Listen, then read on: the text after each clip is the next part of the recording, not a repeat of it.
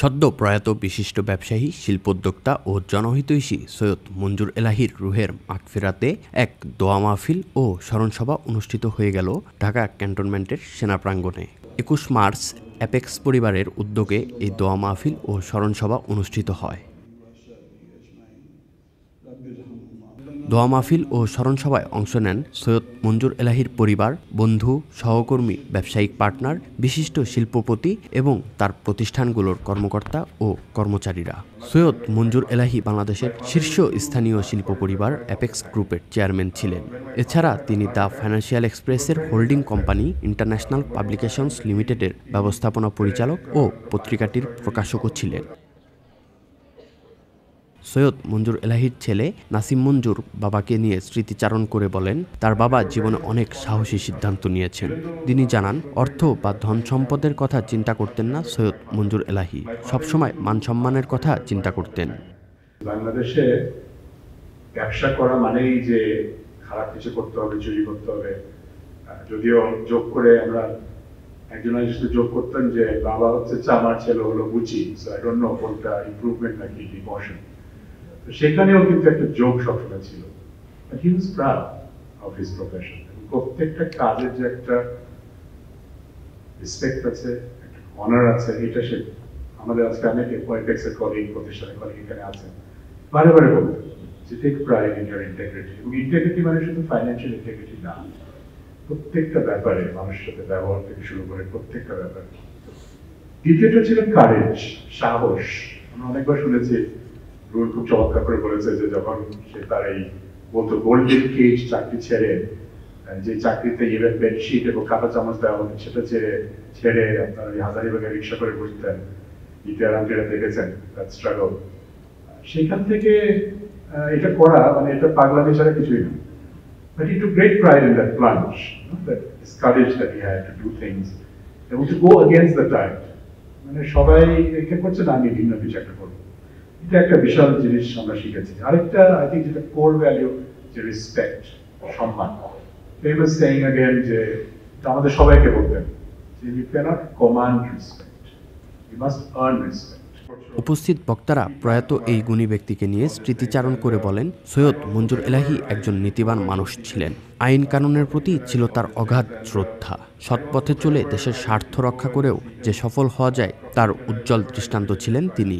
Manjur was introvert and মানে তার কথাবার্তা, আচার আচরণ যেভাবে ছিল, তার সাথে আরো অনেক বেশি কিছু সামনে এগোনো যেত না, because of his limitation in his expression.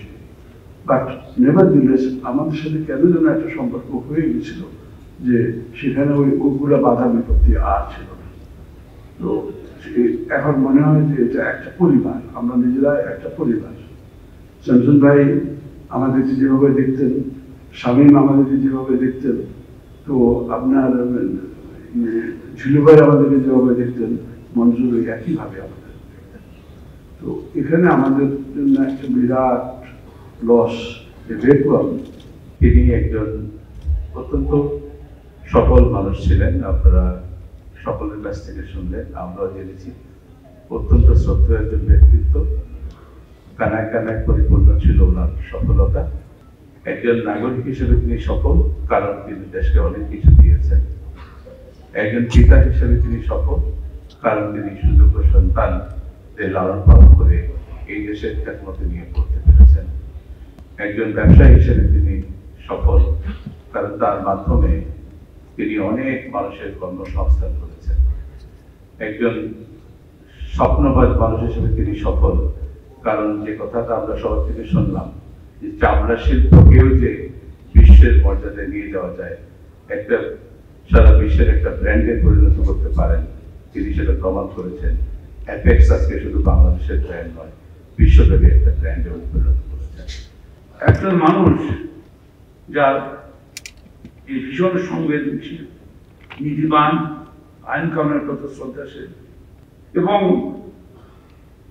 আমার সৌভাগ্য হয়েছিল এমন একটা মানুষের সঙ্গে পারিবারিকভাবে দেখার এবং ব্যবসায়িকভাবেও একসঙ্গে তার সাথে কাজ করা। এদিকে বাংলাদেশ ব্যাংকের সাবেক গভর্নর ও ইস্ট ওয়েস্ট বিশ্ববিদ্যালয়ের প্রধান উপদেষ্টা অধ্যাপক ডক্টর মোহাম্মদ ফরাসউদ্দিন সরকারকে সৈয়দ মঞ্জুর এলাহীকে মরণোত্তর স্বাধীনতা পদক দেওয়ার অনুরোধ জানান। আমাদের বন্ধু প্রয়াত স্যামসন চৌধুরী এই দেশের শিল্প প্রতিষ্ঠার অন্যতম প্রতীকী। 2002 সালে তিনি বিচ্ছিন্নভাবে সাম্প্রদায়িকতার হুমকিতে পড়েন।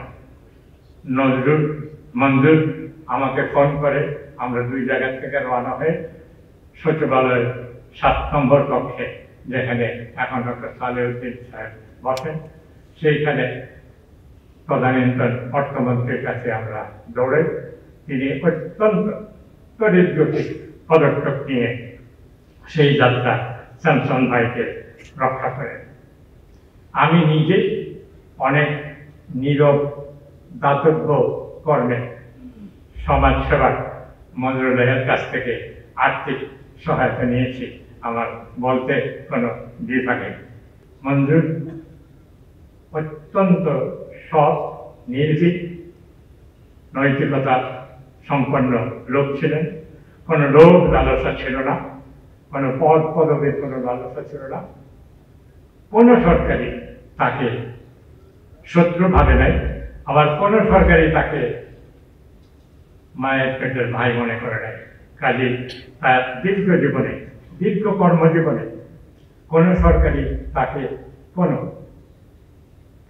সনদ দেয় নাই। কোনো খালি সরকারের কাছে বিনীত অনুরোধ বিবেচনা করে দেখতে পারে এরকম অসাধারণ একটি মানুষকে মরণোত্তর স্বাধীনতা পদক দেওয়া যায় কিনা। আপনাদেরকে ধন্যবাদ। মঞ্জুরের প্রতি সর্বশ্রেষ্ঠ শ্রদ্ধা। সৈয়দ মঞ্জুর এলাহী গত 12 মার্চ সিঙ্গাপুরে একটি হাসপাতালে চিকিৎসাধীন অবস্থায় ইন্তেকাল করেন। মৃত্যুকালে তার বয়স হয়েছিল 83 বছর। Sadman Shaon, the financial express.